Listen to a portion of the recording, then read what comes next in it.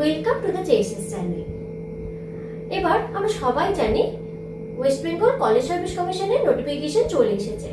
এবার সেখানে বলা হয়েছে যে কোনো রিটেন এক্সাম হবে না, ইন্টারভিউর মাধ্যমে মেরিট লিস্ট প্রকাশিত হবে এবং তার ভিত্তিতে চাকরি হবে। এই ইন্টারভিউতে একটা বিশেষ গুরুত্বপূর্ণ পোর্শন হলো ডেমো ক্লাস। এবার আমরা স্কুলের ডেমো ক্লাস দেখেছি, কিন্তু কলেজের ডেমো ক্লাস কিন্তু স্কুলের ডেমো ক্লাসের থেকে কিছুটা আলাদা। কি কি আলাদা চলুন দেখে নেওয়া যাক।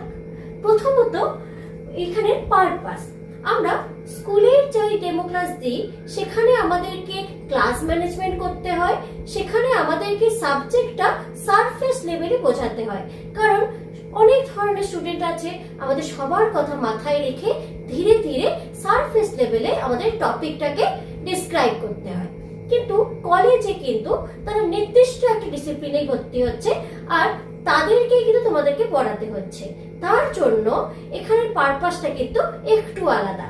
এখানে পারপাস হবে সাবজেক্ট নলেজ, আর আরো যাতে একাডেমিক্যালি ডেপথে গিয়ে জিনিসটাকে আরো ভালোভাবে ডেসক্রাইব করে সাবজেক্ট নলেজের উপর ভিত্তি করে যেন পড়ানো হয়।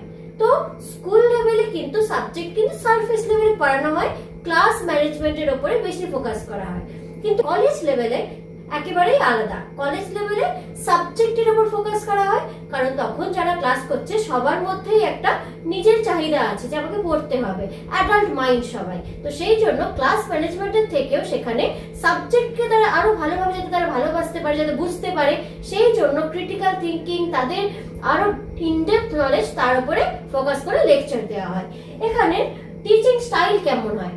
স্কুলের টিচিং স্টাইল হয় activity based, story telling method, তাদের ইন্টারেস্ট বাড়ানোর মেথড, এরকম ভাবে কিন্তু স্কুল টিচিংটা ইন্ট্রোডিউস করা হয়। কিন্তু কলেজে মেইনলি একটা টপিকের উপর ইনডেপথ লেকচার দেওয়া হয়, সেটা হচ্ছে অনেক অ্যানালিটিক্যাল হয়, আর তারপরে একটা ডিসকাশন হয়।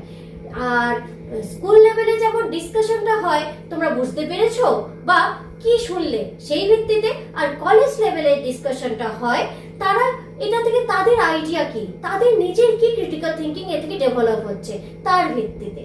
এবার লাস্ট আসা যাক বোর্ড ওয়ার্ক। স্কুলের বোর্ড ওয়ার্ক আমরা সবাই জানি, কোনো এক্সাম্পলস থাকলে বা কোনো এক্সারসাইজ থাকলে সেইটা বোর্ডে গিয়ে লিখে দেওয়া হয়।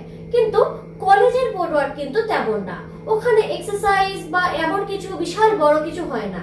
তো সেই জন্য মেইনলি কনসেপ্টস, টার্মস যেগুলো শুনতে, নতুন টার্ম যেগুলো তারা ইন্ট্রোডিউস হচ্ছে সেই ব্যাপারে লিখে দেওয়া হয়, যাতে তারা যখন নোট ডাউনের টাইমে ভুল না লেখে। তারপরে থিওরিজের ছোট ছোট পয়েন্ট করে লিখে দেওয়া হয়। মেইন আর্গুমেন্ট স্টুডেন্টদের থেকেও যে কিছু নোট পেলে বা টিচারদের যে আর্গুমেন্ট বা যে পড়াচ্ছে তার যে আর্গুমেন্ট, সবকিছুই বোর্ড ওয়ার্কে লেখা হয়। তো এই হলো স্কুল আর কলেজ লেভেলের ডেমোর মধ্যে পার্থক্য। চলুন একটা ডেমো ভিডিও দেখে নেওয়া যাক কিভাবে এই ইন্টারভিউতে আমরা প্রেজেন্ট করতে পারি। আমরা এই ডেমোর জন্য খুব বেশি সময় পাবো না, ইন্টারভিউ কিছুক্ষণ হবে, তারপরেই ডেমো দিতে হবে। ডেমোটি হতে হবে 10 মিনিট বা তার একটু বেশি। এবার ভিত্তি করবে কোথায় কেমন নিচ্ছে, বা সেই জন্য ডেমোটা চুজই করতে হবে একটা এমন টপিক যার ব্যাপারে আপনার সাবজেক্ট নলেজ ভীষণ ভালো থাকবে, যার ব্যাপারে আপনার ইনডেপথ স্টাডি থাকবে, আর আপনি ওখানে নির্দিষ্ট একটা থিম নিতে পারেন, সেই বেসিসে আলোচনা করতে পারেন। চলুন দেখে নেওয়া যাক এরই একটা demo. Today we will discuss a very famous tragedy of William Shakespeare, that is Macbeth. We will discuss about the theme of ambition. Macbeth is a story of revenge. Macbeth is a story of horror. Horror of how a character, once an epitome of bravery, has turned into a tyrant. It's a story about how ambition, when unchecked, can kill a person, can destroy a person. That we will learn in the topic. So, Macbeth. Macbeth is a famous tragedy that Shakespeare published around 1606. Now, it's a story about a Scottish general of King Duncan. Now, he was very brave. Once, after winning a battle, he was returning. that time he met with 3 witches.